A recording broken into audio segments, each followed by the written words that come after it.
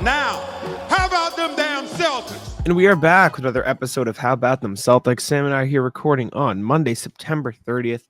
And it's media day for everybody but the Celtics. Celtics and Nuggets had their media days a little bit early because they're obviously heading to Abu Dhabi for a couple of preseason games.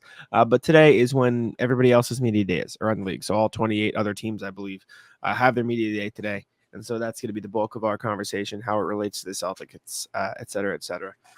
But yeah, how you doing, Sam? Good. I'm getting excited. Seeing all the other teams back in uniform, taking their pictures, giving quotes to the media, really is starting to make it all feel real that we are almost back. Celtics will be playing on Friday and Sunday this week. So we are officially back in the swing of things. This is going to be excellent to actually have games to analyze, to talk about what we're seeing in the deep bench guys. It's going to be a very exciting start to the year because there's the Lonnie Walker angle, there's the Jaden Springer angle, which both we will talk about on this show. And then we've got a little bit of more extra information on the sale. Boston Globe reported on it today as we're recording this, so we'll have some more info for you on that. Then we'll go through your emails and talk about other things from the other media days and get you up out of here with the rat list. So with games starting up soon, make sure you subscribe and hit the bell because we are putting out pods 3 times a week, Tuesday, Thursday, and Sunday. Game recaps are back too after all the games. Hit the bell. You pump faked me. You caught me again. I pump faked myself. I was like, oh yeah, okay. Let me say the game recaps too. Starting around the league with media day, I kind of just picked a few quotes from the Celtics' biggest Eastern Conference competitors because those felt the most relevant to what the Celtics are doing. Because I mean, what the Thunder and Timberwolves say at media day, while it may be cool, doesn't necessarily matter as much as teams like the Sixers, who we can start with. The biggest thing that I saw coming out of media day for Philly is Joel Embiid. His quote said he put on like 25 pounds. Lost 25 pounds. Sorry, I was thinking of Wemby. Wemby put on weight. Embiid lost 25-ish pounds, and he said, Daryl Morey will tell you this. As soon as we lost last year, I texted him, we got to do whatever it takes to make sure that in the postseason I'm healthy. So this year it's all about that's what it's all about. There's no agenda. There's no All-Star. There's no All-NBA. There's none of that. It's about whatever it takes to make sure that I get to that point and I'm ready to go, which I wrote for Hardwood Houdini.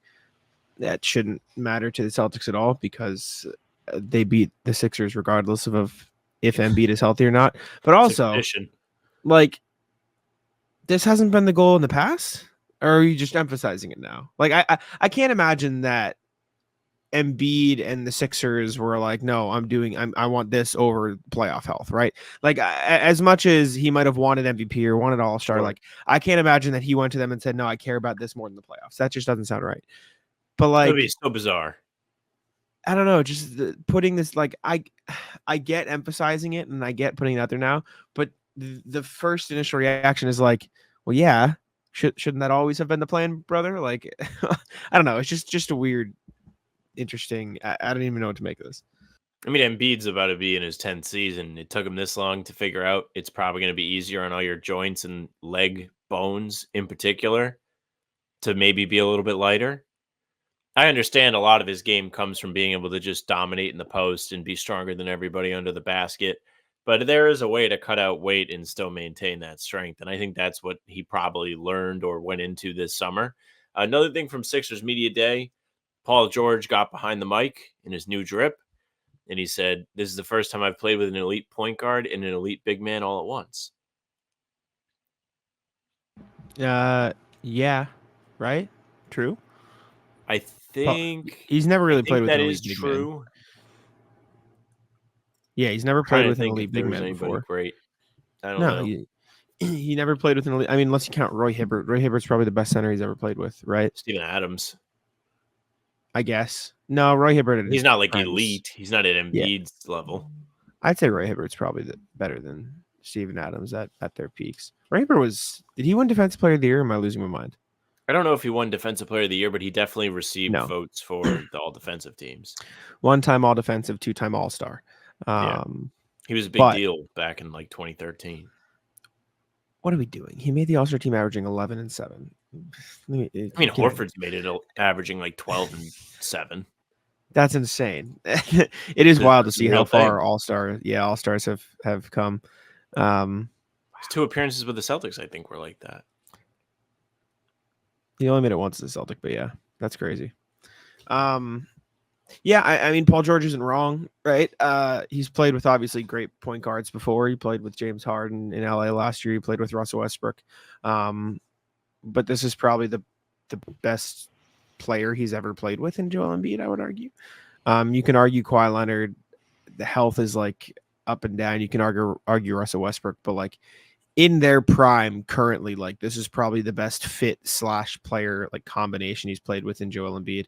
Sixers are a good team. Like there's no doubting that they're going to be a good basketball team. This is probably the best on paper 76ers roster we've seen since the half season they had Jimmy Butler. And that team was really good. Can't believe they didn't get past the second round. brief I'm not moment. even like making fun of them. It's just insane to think that's that tough. happened, and the way it happened is unbelievable. Literally a bad bounce, man. A bad shake of the ball. I don't know. The 76ers just will not strike fear into my heart. And they shouldn't strike fear into the Celtics' heart until they prove that they should. And I feel like that's just how all of Celtics Nation feels at this point.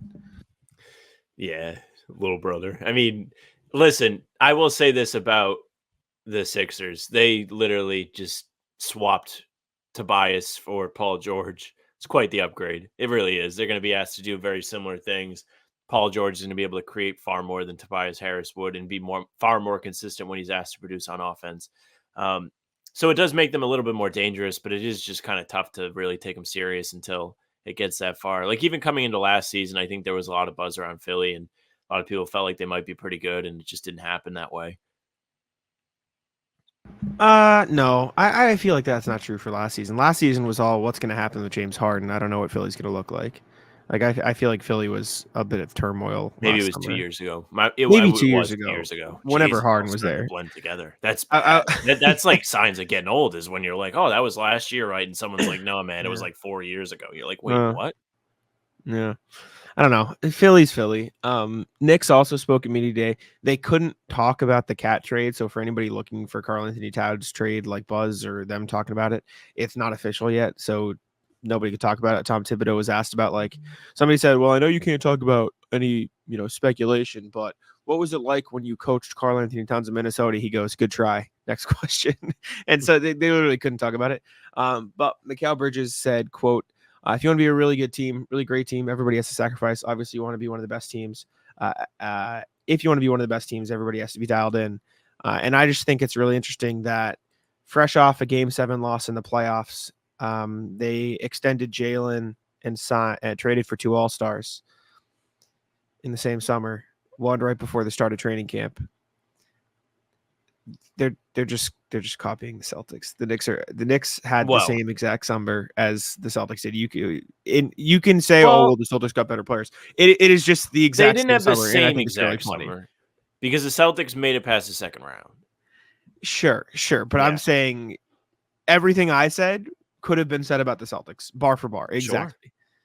Sure. It's funny. I just think that's it's funny. What happens when you win a title. Everyone's like, look at what these guys are doing. How can we be like them?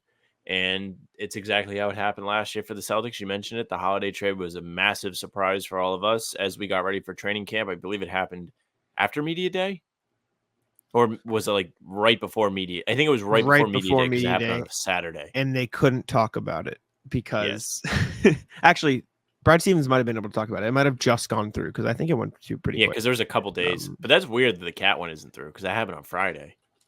Maybe because it's a 3-team deal. I saw somebody say that Portland. Yeah, I saw somebody say that like details are still being so it's tougher to affect. It'd be a little funny if it fell through. It'd be a real shame if it fell through. Imagine. No, Cat's in New York already, so I think it's pretty solidified. Sure it's but how often do trades really fall through? Like never. It never happens. And if it does, it's like right before. Like it doesn't fall through days after. Like we saw the Kristaps trade for Brogdon fall through last year. But even then, that was like a few hours after we learned that it was supposed to happen. Yeah. The only things I remember are like if there's tampering involved. Like I remember when the Bucks, I don't even think it was a trade. The Bucks tried to sign Bogdanovich, but they tampered, and so it didn't go through or something like that. I remember that. Yeah. So. I mean, there was no tampering here. Not being sarcastic, like Cat literally was like blindsided. He had no idea. And I feel like he that's where the clearly had no tampering would have idea. happened if there was to be tampering. Like, I don't think the Timberwolves were like, Julius, don't you want to play? Do you want to play at Target Center? You want to learn about Aura from Ant? Yeah, I mean, look, it's going to be real interesting to see how all the fit works in New York. I mean, Jack and I have talked about it a couple times now. So if you want the first initial reaction, go watch Sunday's pod after you're done with this. And we did a good 20-25 minutes on the Cat trade. So go listen to that. I'm excited for opening night, though, man. I cannot wait to see the Celtics back in action. But before we get there, the other teams are having media days, too. Miami had their media day today. Yeah. Spoiler/unfortunate news is there's no Jimmy makeover. He's late. He just looks normal. He's not there yet. Oh, is he there now? He is there. Oh, okay. I see. So I guess he had some kind of issue like with a flight or something. I also feel like there's a layer of this where, I mean, if you remember, Pat Riley was like, quit fucking around, Jimmy, like in April. Maybe this is part of the quit fucking around, Jimmy. I like Jimmy, man. Jimmy's fun. I like him too. I like Jimmy. Butler. A lot of Celtics fans really don't like him, though. I don't get it. Like, I mean, I get it in the sense of a competitive standpoint, but like, yeah, seems like it. I don't know. Like, when you flip it, and it's like if that guy was on my team, I'd like him. I find it difficult to like completely hate him.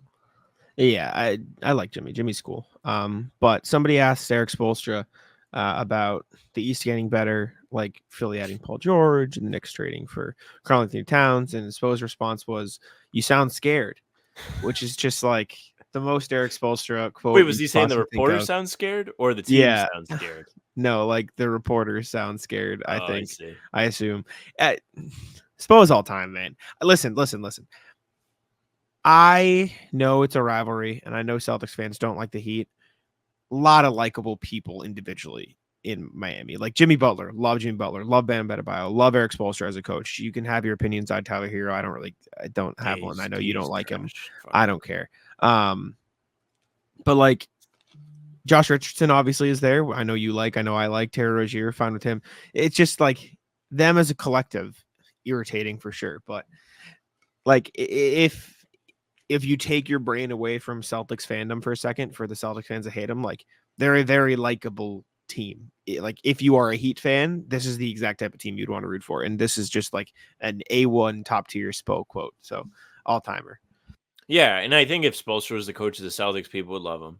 If Jimmy Butler was on the Celtics, people would love him. If Bam was on the Celtics, people would love him. And when you look at things like that, it makes it more difficult to dislike people. Now, if LeBron was on the Celtics, I don't think he would be likable. I think he'd be insufferable still. So there's like the little benchmark for you. I feel like that applies. Like if Hero was on the Celtics, I would think he was fucking annoying. It's more of just the personality overall. It's not because they've beat you or whatever. When is the last time you hated a Celtic? Because I don't think that's completely true. I feel like you would just learn to like him. I think I was frustrated by the end of the Kyrie stuff. I think I was like, because we weren't doing the show at that point, but you felt like you always had to defend him to people and like. That's different though, because Kyrie literally quit. Like Tyler Hero's annoying, but he's trying. He's playing basketball. He's out there playing hard. You know what I'm saying? I mean, a lot of people didn't like Marcus Smart. Not me, but exactly. I understand your point. Like I said, I don't really have an opinion. I'm not trying to defend Tyler Hero. I don't have an opinion. I think he's a good, fine basketball player. I think he's slowly falling under. It's not about basketball. He's just a douchebag. Sure, yeah. Whatever. But the last media day thing, the Bucks, just going through the Celtics' top 4 rivals, at least the quotes that I've seen. This isn't like, Pacers. I'm just picking 4 quotes. Eric Nem of The Athletic. Apparently, Giannis said that he and Damian Lillard did not work out together. They weren't able to get together this summer to work out, but they did talk regularly throughout the summer. And I feel like this is going to be taken and thrown around and said like, oh, they're in shambles. They like, hate each other. I feel like this doesn't matter that much.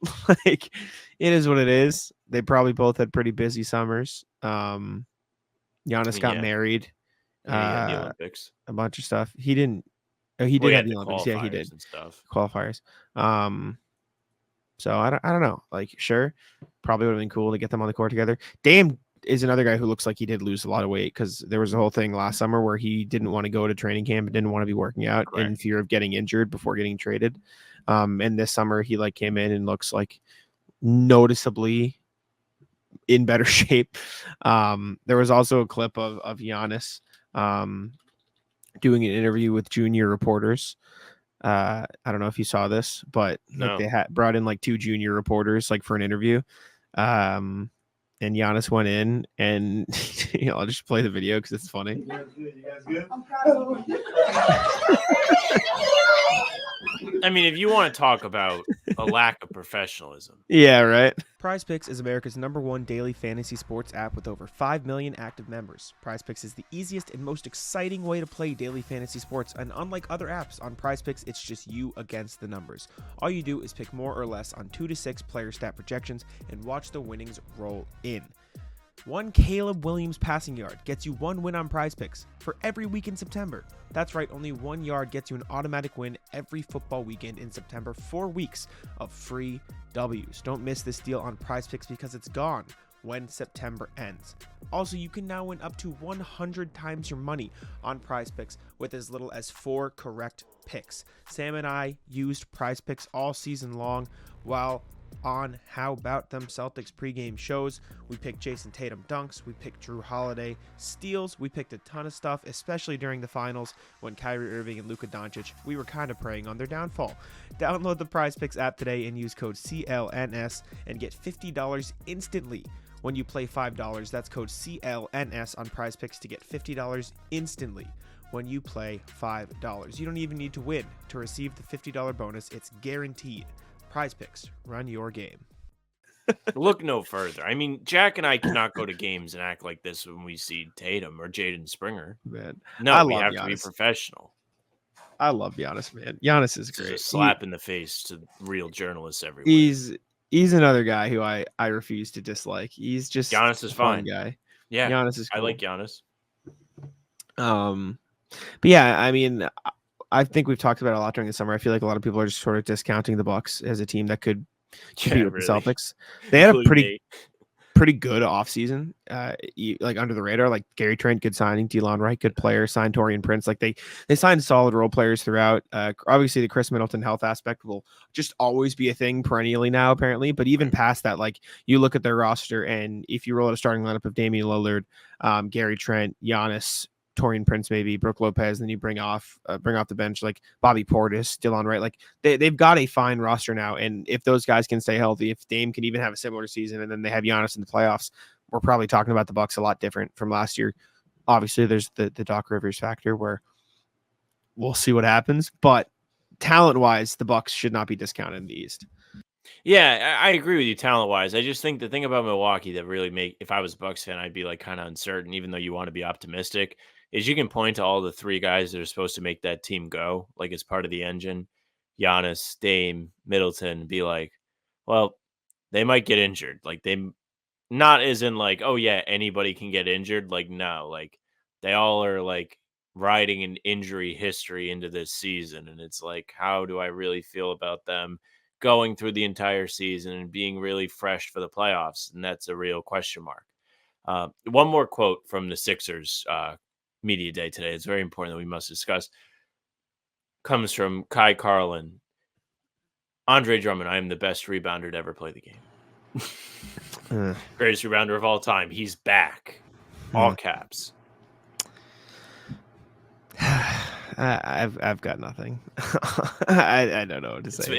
It's my favorite thing every time I see greatest rebounder of all time. It is the unwavering, unfiltered confidence in yourself. So respect. You have to have it. And like, yeah, you've got it. We've talked about this kind of mindset he has in the past on this show, and it is ridiculous to say out loud, and it's ridiculous like when you read it on Twitter. But seriously, like he is a very good rebounder. The fact that he really hasn't been on successful teams in his career and hasn't been the major centerpiece of those teams doesn't really dispute that he's a massive body that is always on the glass. But it's tough to be like he's the greatest rebounder ever when like Wilt Chamberlain was there, like grabbing like 40 rebounds in a game. Bill Russell. I mean, Dennis all these Rodman. like what are we doing? Sure, like all these guys Drummond. that are just notorious for grabbing like an obscene amount of rebounds. Shout out Andre Drummond, man. That's all I got to say. I've got nothing else for him at this point. He's quite the experience. Remember last season when he blocked his own teammate or got blocked by his own teammate? I don't know if that was last season. We might be Was. having No, it really. was 100%. Yeah. Maybe it was Torrey early in Craig? the season. I do remember that was electric. He No. got Torrey Craig bad. It was like post All-Star, I think. Let me see. Maybe I'm crazy. Yeah, April 9th. Oh Right here. man, You're 0 for 2 today, brother. I got Alzheimer's already. It's You're not cooked. good. He has a Anyways. lot of great moments though. He had the peace sign when he stole the ball. Yep. And he gave the peace That sign was to a the Heat fans. legitimately good play. Like he actually made a really good play. I there. send that Just peace funny sign to part. my friend at work all the time when I'm about to dip. What a guy. Next thing, mentioned that at the start, Celtics sale details, some new stuff coming from an article from the Boston Globe today, Adam Himmelsbach. According to Adam, the process of the Celtics sale is slated to begin for real this week. JP Morgan and BDT and MSD Banks, which were retained to facilitate the sale per Himmelsbach, are scheduled to be in contact with a small group of individuals who could become controlling buyers. The group will include potential buyers who have expressed interest and other qualified buyers who have been targeted by the sale facilitators. So basically, the banks that have been contracted to do the sale are going to start reaching out to people this week about potential bids and stuff like that. It's reported in here that a buyer is expected to be in place by late 24 or early 2025, with 51% of the deal completed at that time and the rest closed in 2028, with owner Wick Grossbeck intending to remain the governor of the team until then. So Wick, we're going to still have Wick for like 4 more years. It's like a fucking presidential election. 4 more years. So yeah. It is wild that Wick purchased the team in 2002 for $360 million, and now it's going to sell for like $5 billion. But yeah, we're going to have a return on investment. Sell the team within the next few months or so. So get ready. Also, little added tidbits to this. I guess they asked Sam Kennedy at Red Sox exit meetings today, the press conference, if they had anything to say about this, and they had no comment. So FSG has not said anything yet, but all of the breadcrumbs have pointed to them being out. Yeah, I saw, I think it was Rob Bradford mentioned that like the Red Sox ownership's out, like basically saying like they're not interested. But we'll have to wait and see, really. I don't know what more to come. More to come. Sounds like that we're at the top of the roller coaster now, and we're about to start getting the action. We're getting there. We're getting there eventually. We'll see what happens. But yeah. Next thing, a little bit more about Lonnie Walker, because Bobby Manning of Boston Sports Journal and CLNS Media spoke to Lonnie in a one-on-one interview at Celtics practice the other day. And Lonnie talked about sort of what led him to Boston, his relationship, or his free agency, I should say. He said, I've been looking for a home since I left San Antonio, but doing a whole bunch of one-year deals. 1 year in LA, 1 year with the Nets. Now I'm on the E10. So just finding an organization that really wants me to be a part of the team and continuously grow and be a part of the community and the fan base as well.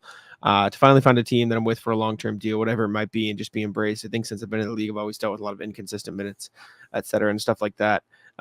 He also said, talked about being open to playing in Maine. He talked about how it obviously wasn't what he wanted in free agency, and he was hoping for some more solidified contract offers, but it just sounds like he's ready to do whatever it takes to find a home, whether that be in Boston or somewhere else. So I'm rooting for him. Obviously, it's just what a frustrating place to be in after having a pretty good season in Brooklyn. It's the CBA. We've said it time and time again. These guys around that production level are just getting hoed by the new CBA.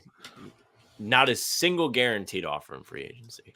Well, he was a name that was highly thrown around at the trade deadline. Teams are actually interested in him. Nobody gave him a guaranteed contract. It's insane. It's tough. It's because at that point, you'd rather just sign a younger guy on a guaranteed contract in the draft or something. You know what I'm saying? I get it. From a team perspective, I get it. Final thought on this. Him talking about the finding the home thing. I know you have to say it because, well, you can't be like, yeah, I'm just here to earn a contract with a different team. But it feels like it would be tough for him to stick with the Celtics past this season because, one, he's either not going to play. Two, if he plays well, the Celtics are not going to be the team that pays him. right? So Mhm. if he stays here, he's just going to be like making peanuts. It's not going to be a very good paycheck he's getting, which is unfortunate because he does sound very Unless, motivated and he sounds yeah, like he's mentally a good fit to be a part of this group. unless it's like a Tillman type deal. Like Tillman signed a 3-year, 2-year something deal with the Celtics. It's all minimum. So like It's Lonnie true. could sign something like that, but it sounds like he wants something a little bit bigger. But if he truly wants like, oh, I'd rather prioritize being somewhere long term than a bunch of bigger 1-year prove it deals, then maybe that's could be on the table. But I guess it I really guess just we'll just have to depends wait and what his see. market is. Because Yeah. this year, clearly, he was willing to settle for an Exhibit 10. So if Yeah. next year he's not getting much better than what the Celtics can give him, maybe he will come back. Who knows? I don't know, man. It feels like, I mean, I'm sure we'll talk about this plenty throughout the year, but the Celtics probably aren't going to have this core together for long past this year, just based on expenses and CBA and stuff like that. So we'll have to see what the fringes look like. Next summer is going to be very, very interesting. A lot more interesting than this summer. So we'll have to wait and see where Lonnie and other pieces fall into that category. But next thing, another one-on-one interview. Noah Dalzell spoke to Jaden Springer for a Celtics blog piece. I'll let you talk about this because he's your guy. So That's my guy. A little jealous of Noah. Didn't ask for my blessing before doing this, but that's okay, I suppose. Uh, can you imagine? No, but she got to talk to Jaden Springer at camp, which is pretty cool. And, Jack and I have talked about Springer quite a bit. And we really think that he's worth seeing, worth giving a shot, but we really don't know what his role is going to be. But from what he told Noah, he's pretty excited to just be a part of this team. And he feels like he's learned a lot with the Celtics. Here's what he said to Noah. He says, I've grown a lot in almost every aspect since I got drafted. My mindset, my mentality, my understanding of the game, my shot, everything. Knowing the offense, how to play around other stars like JT and JB, even just being a good teammate. Everybody was the man in college and in high school, so coming here is definitely an adjustment. But if you find your role and be a star in your role, everything will work out. That's what I learned, especially with the Celtics. They do a good job of making sure everybody knows what they're supposed to be at their role and being the best at whatever their gift is. So we'll stop there for now. I'll never forget this, Jack, when we had Keith Smith on the show, or maybe Keith Smith said this. I don't know if he said it to us on a show or maybe in Slack. But one thing that separates somebody like Jaden Springer, as of now, the way he's speaking, and some of these other guys that end up playing in Europe, is that he seems to have a willingness to just fit in. He's willing to do what the team asks of him rather than wanting to be the man. And that's going to be important for him going forward, especially if he wants to stick with the Celtics, with this being a contract year for him, is if he's able to come in off the bench, whatever spurts they allow him to play, and he just comes in with an energy and maybe shifts the energy in a game and shifts the momentum and brings it on defense and is picking up guys full court and maybe shows that he can knock down threes, he could be somebody that gets a little bit of a, I don't want to say extension because that's not the correct term since the extension period's gone, but a new deal for a couple seasons that gives him more opportunity to grow with the Celtics. And I think that would be great. I know I'm really just kind of all in on him and I don't have a concrete reasoning. I just like his skill set. I like his game. I think it fits within the way that this team is built. And I want to see him get more opportunity this year. yeah, it's weird because it's feels tough for the Celtics to commit any more money anywhere after this season. Like next summer is not going to be a summer to dole out cash. It's probably going to be a summer to shed salary, if anything, regardless of if they win a title this year or not, just because of the CBA and how everything is playing out. Like Porzingis is going to be a free agent first and foremost. So if they were going to pay anybody, they'd probably try to figure something out with him long term. But even that, like if they want to keep Porzingis around, it's probably going to be a matter of will you take a ridiculous pay cut to stay with the team because they can't afford to have 5 people making $30+ million in the roster. Like that's just not a feasible thing for any team in the NBA, regardless of just pay. Like it's not about money. not my but it's not about not my money. Like that's not what it is anymore because of the CBA. It's about can we run the basketball team effectively? And the answer with that amount of salary is no. And realistically, there is like one owner in the NBA who would feasibly be able to have that sort of team, and it's Steve Ballmer. And even that, just for context, let me look at this. One thing quick, Jack. Sure. Porzingis is under contract through next season. Good news. 25-26 is his final. Okay. Yeah. Okay. Still though, yeah. But then you'll have 5 players making $30+ million that season. So it's a real shame. Yeah, if you're going to shed some salary, maybe they're willing to eat it for one more year, and then they need Porzingis to take a discount. But I don't know. Al Horford also needs an extension, so maybe really hope he's just going to take minimums at this point in his career. He might, but that's not out of the realm of possibility. It's probably more realistic than Porzingis taking a pay cut. Even if Horford took a minimum deal, you're still looking at an increased salary cap next year because Hauser's extension kicks in, and Jalen and Jason's extension kick it. Jason Tatum's gonna make $20 more million next year than he is this year. It's just not feasible to have that much on the books. Wyc Grousbeck, let me look this up. Wyc Grousbeck net worth. His net worth is $1 billion. And I know he's not the only owner. He owns a percentage of the team. But the Celtics payroll is slated to cost $500 million, which is literally half of that's just not a feasible thing for even not my money people to do. It's just. I love going to watch football in person. It might not be Sam's taste, but I personally love going to watch a Pats game, even though they're not in the best place right now. I saw them play the Chiefs last year, and even though Kansas City absolutely won the game, it was still a great time, and I make sure to get all my tickets through Game Time.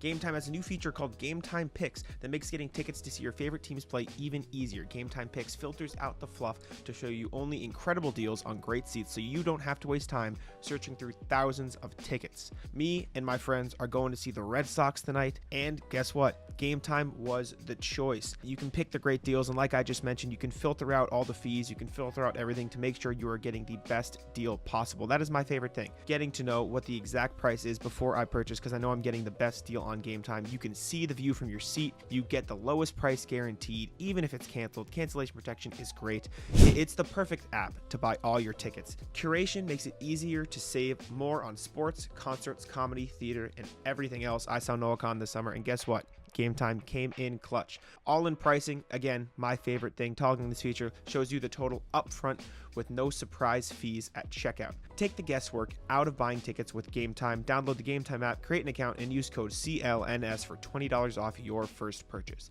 Terms apply. Again, create an account and redeem code CLNS for $20 off. Download Game Time today. What time is it? Game Time. The most extensive payroll in NBA history by far. So it looks like we're probably on track for 1, maybe 2 more years of this group together. And then you hope some of them take discounts. But Tatum, Brown, White, and Drew Holiday already did not take discounts, which you don't blame them. You take the money and you understand it. But you got to understand and contextualize, that means one of them could potentially have to be traded, or you hope Porzingis is going to take a massive pay cut. You're going to see shifts in the Celtics top 6 within the next 2 off seasons max. It's just inevitable. You're going to see it. So, Jaden, I don't know how this came from Jaden Springer discussion, but the point is because we were what if he sticks around?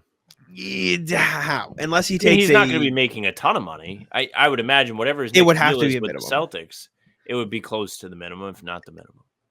If it's a minimum, maybe. If it's anything more than minimum, I can't imagine him sticking around, unfortunately. It just, you already did that this summer, magically got Tillman, Cornette, and Queta to all sign multi-year minimum deals. That doesn't happen. Maybe it's Springer, maybe he's willing to do that, but it feels like he could be more on track for this fee.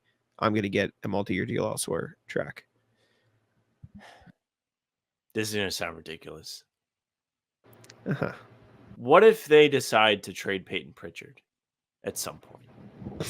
For Jaden Springer?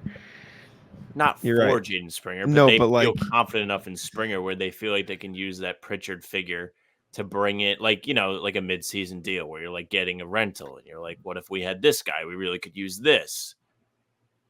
I do not see a world where they feel confident enough in Jaden Springer to trade Peyton Pritchard. It would be very quick for them to feel that way.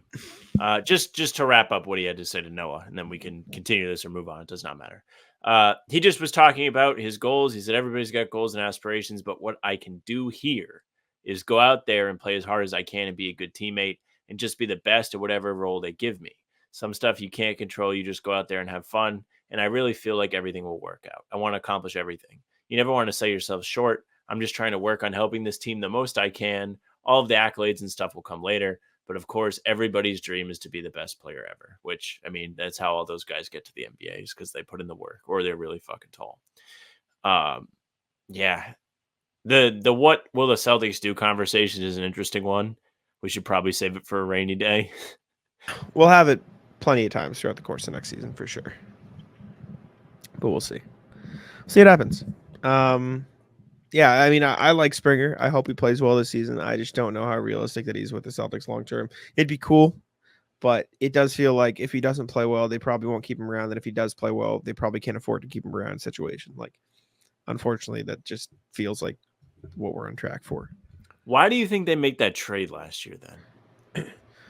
Take a flyer on him. If he pops, maybe, like, I mean, if he really popped, like if he shoots 40% from 3 this year, then maybe you do consider let's sign him to a $5 million deal and then we can see what Pritchard's worth. But like based on what we saw the first year, I don't see a world personally. Like maybe it happens just because I don't think it will. Doesn't mean it's impossible, obviously. Just like I just don't see a world where he is better by Peyton Pritchard by any like significant mark by the end of next season. But like that's what second round picks are for. Like you take a flyer on somebody if they pop, if you really like them. Oh my gosh, now we have a player that we can figure it out with. And if they don't, then they don't. Like it's not like you say like why did they make the trade? It's not like they traded 2 firsts for him. You know what I'm saying? They traded didn't. Nothing second. So it's just to take a chance on a young player and to have a player in the rotation for a year and a half who you could maybe throw out there in a spot. Yeah, I just think, and I think you agree. You gotta let him show you something this year. You gotta give him. Yeah. You gotta find a way to give him some sort of opportunity. Maybe. Because it's a big decision to make on a guy. He's what, 21? Like, but it's not a video game. I get it. Like, it doesn't just because he's going to get older doesn't mean he gets better by like an exponential value.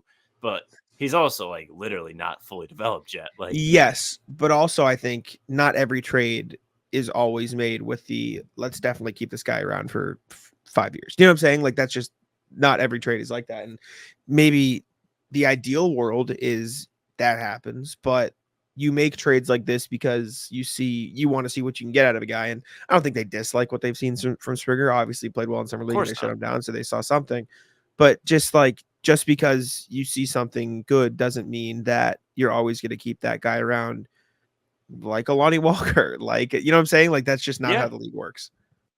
Yeah, we can move off of it. We'll see. I'm rooting for Springer. I'm not trying to like crap on the idea one of the more interesting It's just stories this year, I think. As of right now, as we look at preseason, I suppose. Yeah. I don't know. He could get some minutes. I just I would be surprised. Like, let me look. Let me. Now I'm curious. Like, how many minutes did Svi play last year throughout the whole season? Let me look. I want to look at totals. I don't know if he played any real minutes, like real game time. Svi played 413 minutes last year. O'Shea got 630. Luke got 983. I would be surprised if Jaden Springer plays 800 minutes. Like, I think he'll get like maybe 600. Like, and that's fine. But like, we're talking Svi minutes. We're talking Luke minutes, and those are fine minutes. But like, I don't think he's going to get a ton of opportunities this year outside of, you know, Drew Holiday sitting out. Let's throw him in for 10 minutes. Or this person sitting out. Let's throw him in for you. Like, I don't think he'll be like O'Shea Brissett in the sense of he's going to play the second game of the season just because they have so much depth and they have so many guys. Well, I think if he gets an O'Shea amount of minutes, then it's a success. Because think of it like this, Jack. Sure. You and I both can agree on we saw enough of O'Shea to know. We had plenty of discussion of like, this guy, he really doesn't have the jump shot. And I was like, well, you can always learn to shoot, which I still believe is true. But he clearly did not have enough for the Celtics to bring him back. And that was understood. And when it happened, nobody was like, they really didn't see what they had in him. And no, you can't say that. I think if things go the way they went last year for Springer and he just ends up walking, I think we would all be like, we didn't even get to see what they had in him. Why would they not do that? Yeah. I don't know. I like Jaden Springer. I don't. It doesn't there's mean not. play him like massive amounts of minutes. Like I think that the totals that you read to me are very reasonable Sure. for us to get a sense of how he would fit. Sure. We'll see. I hope he gets his opportunities. I'm just skeptical that they'll be there with the current rotation. Let's jump over to the email here. A reminder, as always, you guys can email us at hbtcpod@gmail.com, hbtcpod@gmail.com. Read them every Tuesday, Thursday, Sunday when we do the full pods. So make sure to check in with us, and we'll check them out there. Yeah, let's see what y'all had to say today. Starting with, of course, Mr. RJ Johnson, who emailed us. Let me share screen. Knicks panic attack. Even folks, Shams got this one all to himself. Wonder if Woj looked up out of free flex. Anyways, on the Knicks trade will convince New York faithful they're on track for a ring this year. Here's a fun fact for the Celtics fans' peace of mind. Past 3 years, Cat has appeared in 165 regular season games. KP has appeared in 173. Somehow the Celtics are still healthier than the Knicks. Be well, RJ, and a firm believer that Tibbs will screw this up. Yeah, he technically has. I think that's a little asterisk because Cat just missed almost like an entire season. Like he played 29 games in 1 year. So I do think that Celtics will have to still be more careful with KP than the Knicks will have to be with Cat, because I just think historically KP has had more injury issues than Cat has. But Agree. I mean, it's definitely something to monitor. And regardless of that, I still think that the Celtics have a better roster on paper than the Knicks do. So whatever. Also agree. I do think that stat is a little bit of an outlier. I do remember last year Towns having the lingering ankle thing, which was annoying for the Wolves. But Porzingis by far has a more sturdy injury reputation than Cat does. He's just more consistently injured. As we look into the season now with him missing the first half of it. I mean, there it is right in front of your face.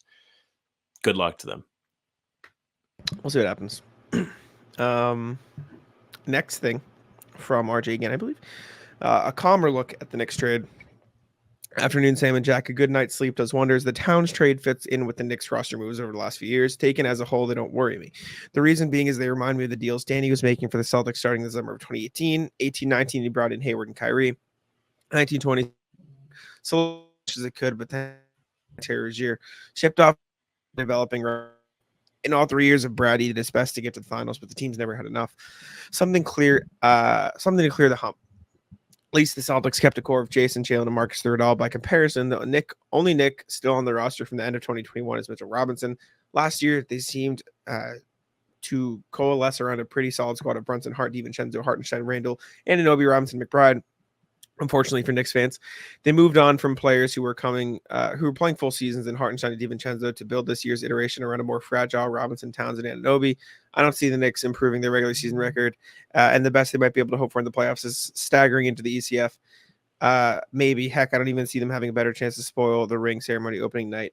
Be well, RJ. I feel like you're being a little harsh on the Knicks, RJ. I mean, all to you, but sure. But I feel like it's too different to compare, because like the Celtics were building around two young stars, and the Knicks don't really have that. Their stars came from, they got Brunson in free agency and he popped. And like, for all Randall was, he just never got to Jason and Jalen's level, and that's fine. He was still an all-star, but like, he's just not on the same level as those guys. And so you kind of have to build around what you have, and what they had was Brunson. And like, yes, OG Anunoby has dealt with injuries issues. I think that's the most significant one in terms of the points you brought up, because you look his past few seasons, he played 50, 67, 48, 43. Obviously those were the shortened years, but still, like, it was one freak injury, and then he was pretty much back this year. Like, I don't think he dealt with a ton of stuff this year. He played in I guess 62 games, so a little bit fewer, but then he played in 16 of 16 playoff games. Right. He did miss some time to end the year, but then he came back. And then, I mean, Mikal Bridges is literally the peak of playing every single game. So I don't know, man. I think the Knicks will be pretty significantly better this year. It's just a matter of how well they gel, and maybe that causes issues, but I don't think health will be, I mean, knock on wood, whatever you want to do. I'm not wishing injuries on anybody or trying to, but like, I feel like they won't be as doomed by that. I just don't think it's as significant as it could be. I don't know. Robinson, yes, obviously he's going to miss the start of the year, but the rest of the guys, I don't know. The funny thing about this is I agree with you. I think they're not going to be they're going to be better. How much better, I don't know. And the reason why I look at it this way is I think they will be just as good and slightly better, but it will not be thought of as like, I don't want to say fluky, but you know what I mean? Like where it felt like they were getting a lot from guys that you don't necessarily expect a lot from. Like everybody felt like they were playing up. Everybody, especially in the playoffs, like in that Sixers series, it felt like they had a lot of rising going on. Josh Hart was like really good from three. He had some Linsanity games. Dante DiVincenzo was excellent for them at times. Like Hartenstein earned himself a They massive had payday playoff from his risers for playoff sure. play. Yeah. Like with this team, the guys that they brought in are faces that they know that they can rely on to do Yes. what they were getting from those other guys more consistently. And that's good for them. Though the thing about the Towns trade for me, if I had to compare it to any of the Danny moves, I think it's getting Al Horford. I think we talked about this a little bit on Saturday when we recorded that Town segment, when you mentioned New York having the worst spacing of all the teams. Bringing in Towns is essentially like giving Isaiah Thomas Horford, where now he doesn't have to go through war to get to the rim every time. He's going to have the 5-man spacing the floor for him, and it's going to make him that much better. So it's going to Same with really KP. unlock. Yeah, similar to that too. Well, yes, but also they were playing Horford. Well, no, I guess they were playing Rob. But Yeah. Rob was a good spacer regardless because he gave them vertical spacing. Yeah. Yeah, I still think it's like KP, they were able to play 5 out all the time with KP in the lineup. And like you basically traded out. I mean, last summer the Celtics traded their 2 non-shooters for 2 40% 3-point shooters in Marcus and Rob for KP and Drew. I don't know, man. I think the Knicks had a very similar offseason to the one the Celtics had this year. I think Cat's an awesome player. I think he's going to fit in really well. I think hopefully he can get back to some of that rebounding roots for the Knicks' sake. But like, I don't know, man. I think the Knicks are going to be really good next year. I like the trade a lot for them. I'm really interested to see how their bench does. I think McBride's going to have to play a big role. I think he's going to have to step up in a big way. I'm forgetting who else is on their bench. Mitchell Robinson obviously needs to get healthy. Precious Achiuwa played pretty well for them. In the playoffs when in spot minutes when they needed him to. So maybe he'll have a bigger role. I'm forgetting who else they signed this summer because I feel like they brought in some other guys that could play bigger roles. Campaign. Sure, Campaign. Yeah, their depth does definitely look a little shaky now, though, because outside of Brunson, Bridges, and Anunoby, Hart, Towns, their depth is going to be Mitchell Robinson, who's hurt, Precious Achiuwa, Miles McBride, Campaign, Landry Shamet, Tyler Kolek. So maybe they're hoping like a Kolek pops a little bit and he's a little bit better than expected. And smart player. Like, yep, very, very possible. But I think depth over anything is going to be the biggest question mark for New York, especially considering how many stuff like he that. knew he was going to get me to say positive things about Kolek. Yeah, it was always coming. Last email we got, my fellow statesman. Jesus Christ. Last email we got is from John Smyers, who tried to make a top 50 of the NBA. Jesus, he texted me about this on Twitter. I'll read it quick, and we can point out anything that is wildly out of line in our opinions. But Jokic, Giannis, Tatum, he said just accepted NBA fans.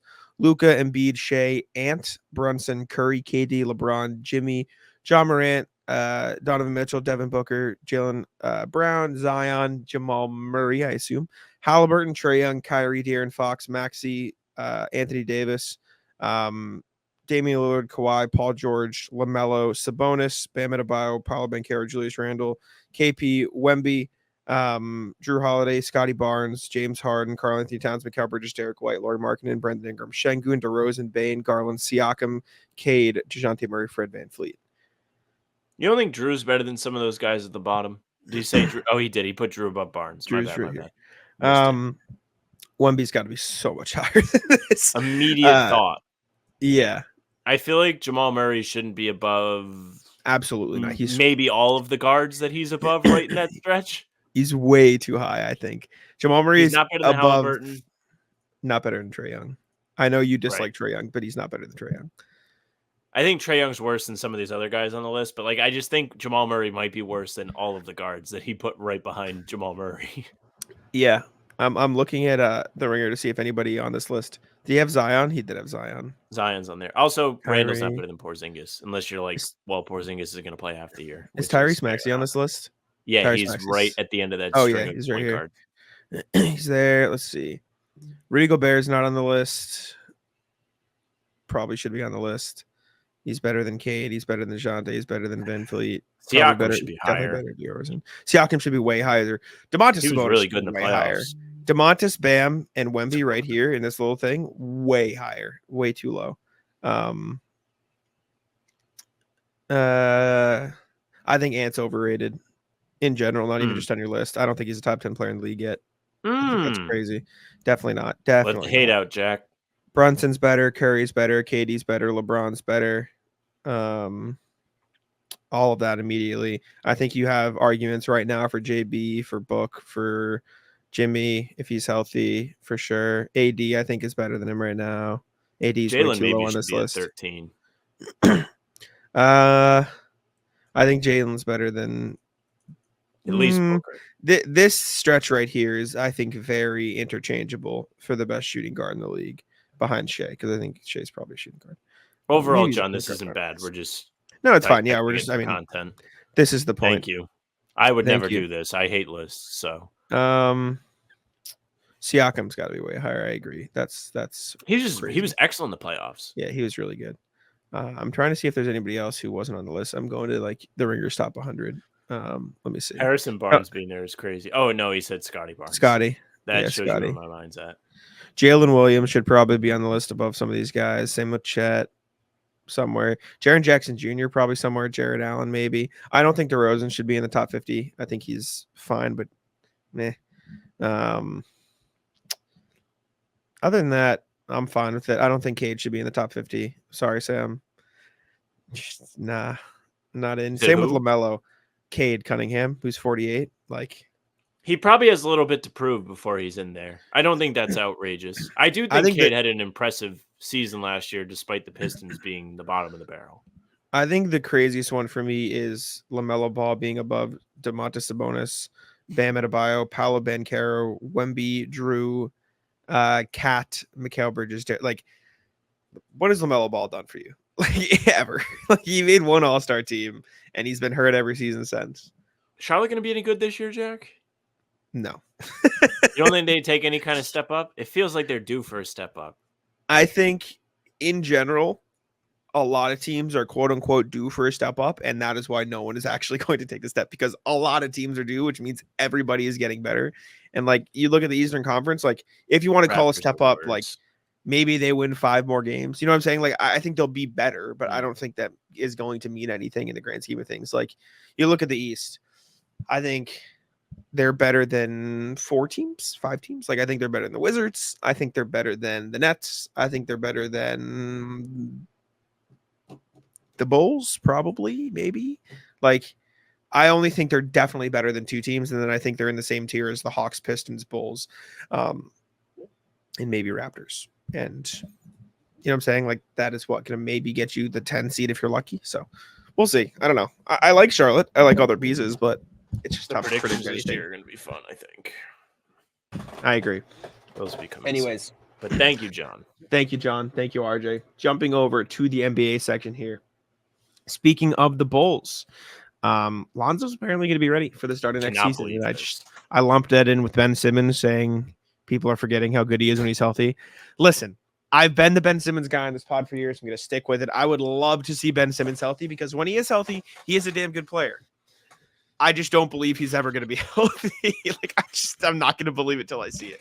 I think the problem with Ben Simmons is like his injuries just don't feel real, because like it coincides with him not seeming to want to play. So like he doesn't play well, and then the injuries come up, and it's like, oh, all of a sudden he doesn't really want to be playing anymore, and the team. I think his injuries are real for sure. I think they're definitely real. I'm sure they are pseudo real at the very least, but I feel like they may be exaggerated at times because he's not all that interested in being out there. Now, not that, because I don't think Ben Simmons is worth us talking about. I mean, we can make fun of Ben Simmons for an hour. I'm happy for Lonzo, though. Very happy for Lonzo. The Lonzo thing is fascinating, because I thought Lonzo was like a goner. No. And if I'm a Bulls fan, I'm not pissed, but I'm like kind of bummed. Like, damn, he came back as soon as we all blew it up. as soon as the team imploded, he's ready to go. And Yeah. I think he's a fine player, but I really think that Lonzo is a key part of them being a legitimately competitive team at the beginning of that no fans in the stands season when he hurt his knee. Yeah. I'm happy that he's back on the court. I'm excited to see what it looks like. Also, I just remember we dropped the ball. We didn't even talk about Drew and Derek on the slam cover. Idiots. They're on the morons. slam cover. Sick. Yeah. The slam covers are cool. Maybe that's a why I video didn't put it tomorrow. on there. It's cool. You can Well, buy a they shirt did with like it. You gonna they buy a did like shirt? interview. They did like interviews for it too. So like they talked and stuff. Tomorrow. Yeah, that's what Teaser. I'm saying. We'll talk about that tomorrow. But very cool. Yeah, good for Lonzo. I'm happy he's healthy. I hope he looks good. I mean, before he got hurt that year, he looked awesome. Like you could tell he's finally putting it all together. It sucks that he wasn't able to, capitalize on it. But we'll see, I mean, man. there were times we were yeah. having legitimate discussions whether or not the Celtics should try and get him. Like, should they go get Lonzo? Should they see if they can bring him in to play point guard and defend and all that? And Yeah, wheels came it off sucks. before it was real. Unfortunately. Some other stuff around media day. There were a couple of, I'll call it out of pocket questions. A reporter asked Draymond, like, people being worried about him, and Draymond was like, I'm pretty okay. I'm like very successful. I have a lot of money. I feel like there's a lot of other people who people should be worried about. Like, why are people worried about me? What's going on? And it was just like a funny. I'll pull up the Draymond response, but like, Sure, pull it up. The reporter's response was like, I don't know, like, yeah, it was just like an awkward interaction. People. This is. Are they worried about me? Your teammates. Are they worried about me? I'm a successful black man in America doing incredibly well.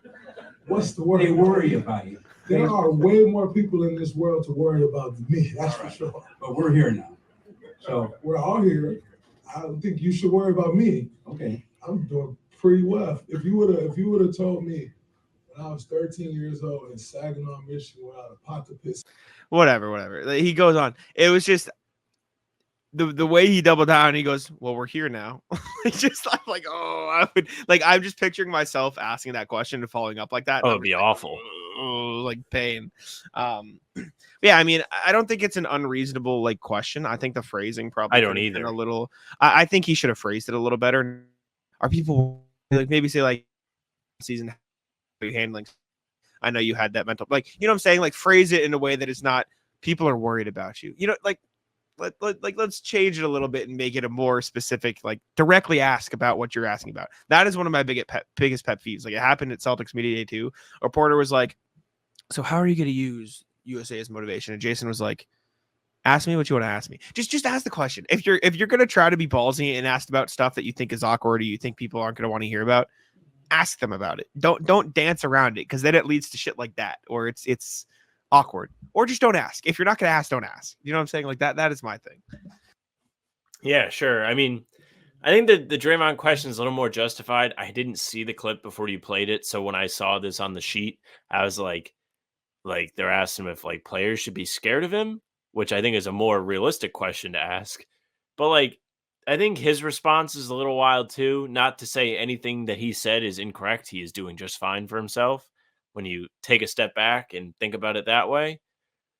At the same time, they literally made him go to like therapy last year to stop hurting people. So But then ask about that. Don't ask about being worried about you in general. Say like, hey, how are you doing? I know you dealt with stuff last season. Did you work on that any more over the summer? Did your teammates reach out? Like, how is that specific part of your life going? Not like, are teammates worried about you? Because then you open yourself up to like general, like you do. that's You what you're sound ask hostile, about, brother. in Like, in a bad way. Yeah, because when you ask present what it the you're way you just said, it doesn't sound like you're attacking him. But I suppose if you're hearing, hey, people worried about you, you'd be, wait, what? Why? Yeah, like what are you talking about, bro? And then Damian Lillard was asked about being hit on by Glorilla, who is a rapper on like Twitter and social media and stuff, and it is just as awkward and just as funny. I don't even know who Glorilla is. She's just like a rapper. Like that's just all the context you need. All right. My follow-up question. Glorilla shot her shot at you a moment ago. You giving that any kind of action? It's 7 p.m. Friday. I'm weak. That is hilarious. Nah, I ain't. I keep my PR woman is in shambles. personal, and I let it be that. I respect her as an artist. We know each other. She's an artist, I'm an artist, but as far as anything else, it ain't nothing going on. That's what I can tell you. What do you want him to say to that? Like, what is your goal? I think that's Oh just my an God. example of them like wanting to be friends with him. Like I wouldn't. I'm trying to make you laugh, so you see me and laugh. Like you see me, and like you're like, "What's up, man?" Like you're funny. Oh man, Like that's like the kind of question I asked you to ask them on this show as a joke. that's insane to ask. What an insane thing. Well, to ask that's a more of a mediator. question to ask like if you had him on your podcast. Yes. Because you're trying to have a good time. But like the press conference is not the setting for that. I think there is a time and a place for those kind of questions. It's even if it is like public, like on a pod, like fine. If it's on a pod, fine. You cannot do that in a press conference because there That's are other people insane. there with legitimate questions to ask. And you just took one of the questions that they're going to let the media ask. And you probably just pissed off the PR person too. Oh yeah, PR person, you're not getting that microphone back. You're cooked. Next thing, Luka Doncic was tabbed as one of the guys Jason Kidd is going to task with guarding the best player in other teams.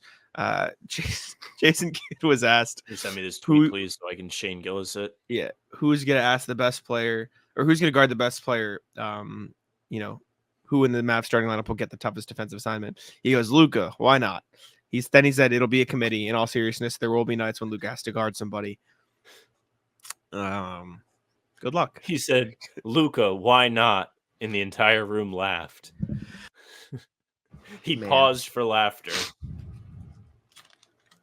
I don't know, man. Maybe there's a day where Luka becomes a fine defender. We have not seen that day yet. If That's I'm a all I'm gonna Mavs say. fan and I'm on Twitter and I hear that, the stadium pulse just like started going off in my head. Yikes. Very tough, man. Lonzo, by the way, just an update again, said he's on a minutes restriction and back-to-backs are off the table. And he also said, quote, I pretty much have a brand new knee. So he got that fixed up, apparently. For Christmas. Excuse me, yeah.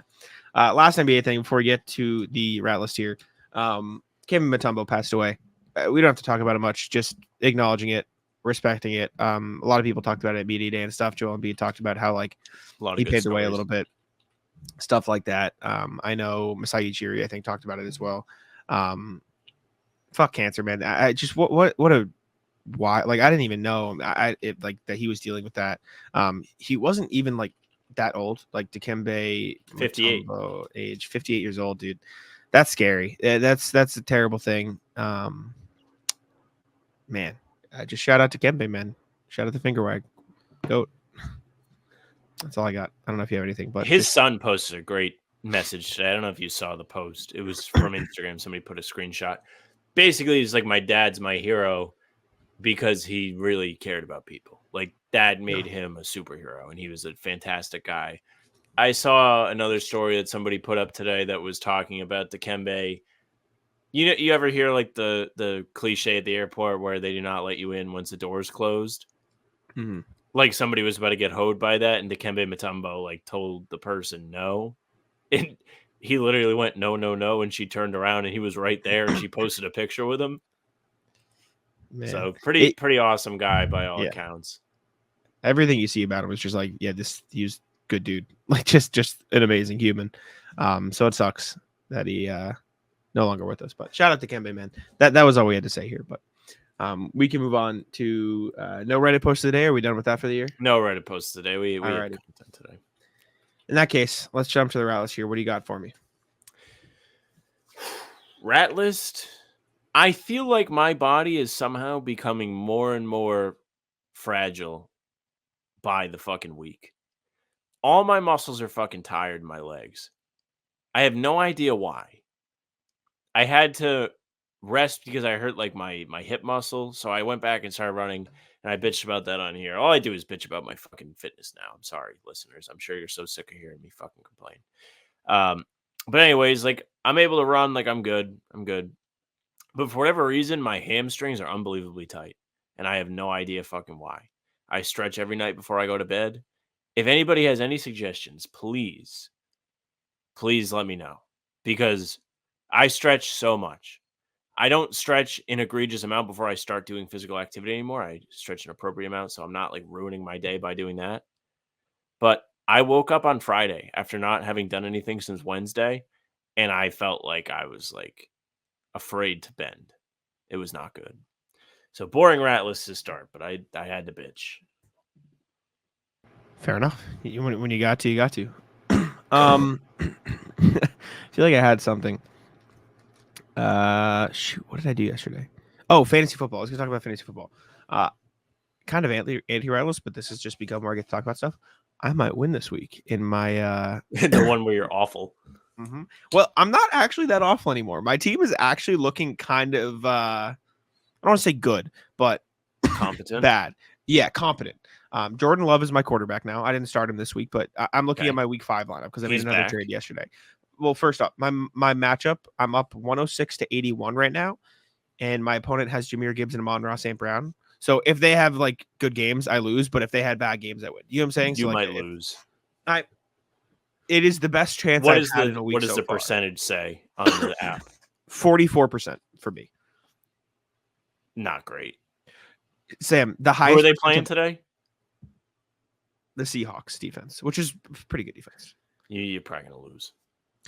You know what? I can't speak. What do I know about football? The highest percentage chance I've had so far this year going into a Monday is 10. So I'm happy. Okay. All right. 4 times as much. But week 5, my lineup next week after I made a trade is going to look like Jordan Love, DeAndre Swift, Rico Dowdle. Running backs are not good. And context, this is a dynasty league. I have Jackson Smith and Jigba and Xavier Worthy and Wan'Dale Robinson and Travis Kelce. And then, yeah, I'm happy with that. I'm considering where I started. Not only 3 maybe people that started the year on my team are still on my team. Wow. Little You're face. making all the trades. And heading into next week, let me just double check that he's not sitting anybody accidentally. He needs to put in a new defensive player, but I have a 50% chance to win. I'm on par, even going into next week. So big week coming for me. I'm very happy. Ratlist is this fucking guy that had the gall to complain to me about a parking space yesterday. So in the morning yesterday, Lady and I went out to breakfast. We went in Providence. Jack is not familiar with Providence. If you are familiar with Providence, you may know about Wickenden Street. Wickenden Street is like kind of like a little bit of a main street near the pedestrian bridge, which is like near like the college side of Providence. But anyways, there's all kinds of restaurants. There's good places to eat. There are different coffee shops, etc. There's also a gas station right there. So I am riding over there. We have just got coffee, and we are at the very beginning of the strip, meaning I could go further and continue to look for parking spaces, but I don't know if I want to gamble or not. I see one. She's like, take it. I'm like, okay, I'll take it. And I parallel park. As I was driving over, I do see this guy waiting to turn onto the gas station. Now, once I'm parked, this guy pulls up next to us. He wasn't unruly or anything, but he rolls down the window. He's like, you didn't see me waiting for that spot? I'm like, no, you were in the gas station. Like, you were waiting to turn out on the main road. It's not like you were like sitting there with your hazards on or your signal on waiting for the space. Did you say that to him? Did you say you were in the gas station? Yeah. I was like, I thought you were just pulling out of the gas station. How was I supposed to know? Oh, it's not. It's also not like somebody had just left the spot. The spot was open. I don't know what he thought that I saw that would have indicated that he was waiting for the spot. But the nerve of him to like roll down his window and then hold up traffic to say that, and then someone beeped at him and he fucked off. I genuinely did feel bad, but then I was like, well, I don't know how I was supposed to know that. No, sorry, my crystal ball didn't tell me. Yeah, no, what a loser. Fuck that guy. What a bum. So bizarre. Rat list, our house parlay this week. We lost again. And I might be the bozo because my pick might be the worst because I picked the Bills. Oh, no. Yeah, they got killed. Well, it's like a 50-50 shot at this point. because I picked the Bills, but my friend picked the Cardinals, and they also got smacked They also got smoked, right? by the Commanders. Commanders are actually not bad, apparently. Yeah, for no reason. Jaden Daniels is that guy, I guess. But Speaking of gambling, Ratless, Georgia. I had Georgia on Saturday. what a game! What an insane It was an incredible game, but I will say this, and it's also kind of Ratless me because I'm a dumbass for accidentally betting the spread instead of money line. Not that it mattered anyways. The spread was 1.5 for those of you wondering. So it's not great when you see Georgia come out and give up 4 straight touchdowns to start the game. But then when they climb all the way back and they take a lead, and then you see them go for 2 instead of just kicking the extra point to go up 2, they should have gone for 2. They made the right play. I understand why they did it. But when they didn't get the 2-point conversion and I was still not covering, I was in shambles. Yeah, that's not great. That Ryan Williams guy in Alabama, nasty. He had He's 2 insane. incredible. He had the bobbled catch, and then he had the one where he 17? beat the 2. Yeah, they only tell you every time he's on the screen. That's wild. It doesn't make sense. That's fucking insane. What a guy. Just one of I don't those think I kids have that anything finished else. school early. Yeah, he reclassified. He graduated early, but I don't think I have anything else. I think that's all I got for you today. Yeah, I'm good. Cool. In that case, appreciate y'all for tuning in. Make sure to leave a like, subscribe to How About Them Celtics on YouTube, Spotify, and Apple, and all that same. Take it out. Hey, thank you very much for listening and watching. Make sure you subscribe, leave a like, comment. Tell us what you think of the upcoming preseason. Tell us what you're excited to see.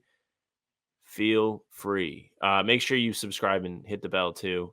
If you hit the bell, you will get notified every time Jack and I post a new video, which is every single day. New pods, Tuesday, Thursday, Sunday, game recaps morning after each game, and other videos in between to keep you busy. We'll also be back live for pregame. Finally, we're almost back. You can also find Jack and I on Spotify and Apple. All pods and game recaps are up there for you, so if you want those, audio only, go ahead and follow us there. Leave a 5-star review. Email us, hbtcpod@gmail.com. You saw it today. We go through your emails every single time we do a pod, so get in on the fun. hbtcpod@gmail.com is the way to go. You can also find our socials at How About Them C's for Twitter, Instagram, and TikTok. Facebook's just the name of the podcast. All streams are there. They're on YouTube. They're on Twitter. Jack's Twitter's at Jack's Money. Mine's at Sam LaFrance. NBA. That's it for us. Bye.